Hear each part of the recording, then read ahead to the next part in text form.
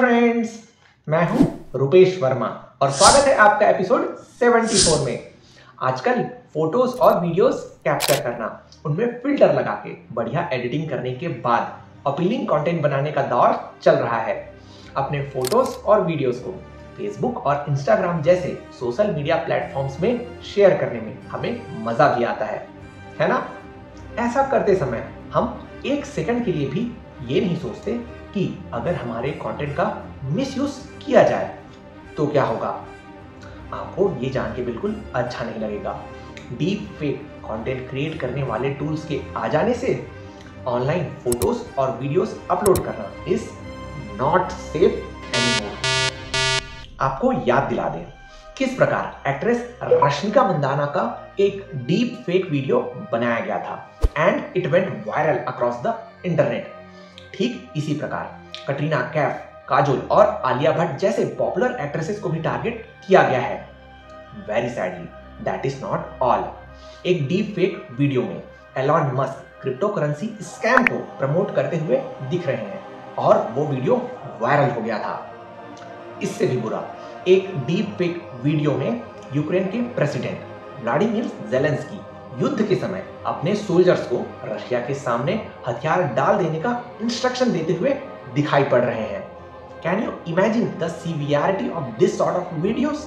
आपको पता है ये वीडियोस इतने रियलिस्टिक लगते हैं कि इन पर कोई भी भरोसा कर लेगा and they have literally shaken the internet. The worst part is in deep fake contents को मॉनिटर, रेगुलेट और रिपोर्ट करने के लिए अभी हमारे पास एडिक्वेट चेक्स एंड बैलेंसेस नहीं है। इसका मतलब डीप फेक किसी को भी टारगेट कर सकता है and it's a really serious matter to deal with. Deep fake से बचने के रास्तों को समझने से पहले चलिए इस कंटेंट को जनरेट करने वाले टेक्नोलॉजी पर एक नजर डालते हैं। There is a set of techniques called image processing, जिसकी मदद से किसी डिजिटल इमेज को एनालाइज करके उसके अंदर के सभी डिस्टिंग्विशिंग फीचर्स को एक्सट्रैक्ट करके बाहर निकाल लिया जाता है। जैसे माइक्रो लेवल पर किसी डिजिटल इमेज के कितने एजेस और कॉर्नर्स हैं, उसका टेक्सचर कैसा है and likewise other characteristics.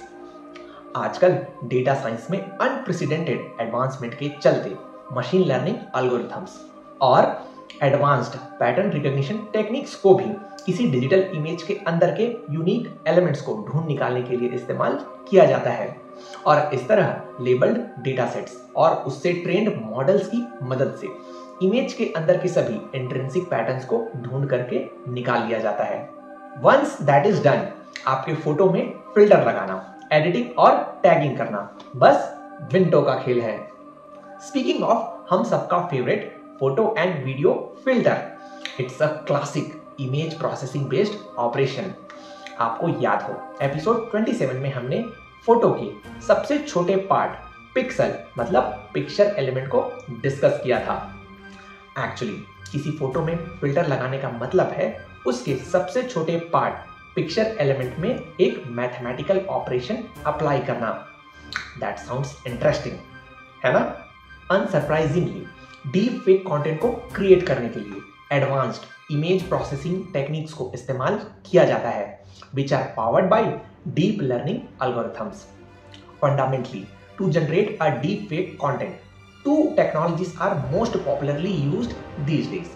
Number 1, deep neural network and number 2, GAN या generative adversarial network.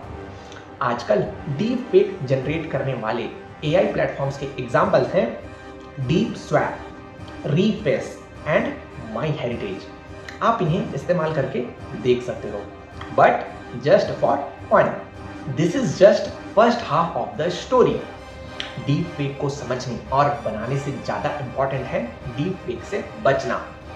एब्सोल्युटली। जिस प्रकार मशीन लर्निंग एल्गोरिथम्स की मदद से इन डीप फेक कंटेंट को क्रिएट किया जाता है, ठीक उसी प्रकार हमारे पास ऐसे मशीन लर्निंग मॉडल्स हैं जो डीप फेक कंटेंट को आसानी से डिटेक्ट कर लेते हैं, जैसे AI based protection platform Sentinel और इंटेल का real time deep fake detector fake catcher.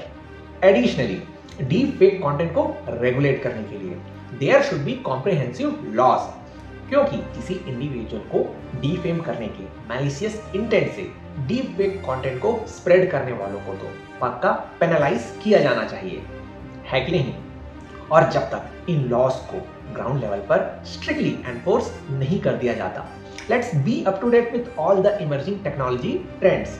और उसके लिए हमारा चैनल सब्सक्राइब करना ना भूलें। We are posting every Sunday and hence keep commenting, keep sharing. Happy Sunday, happy learning.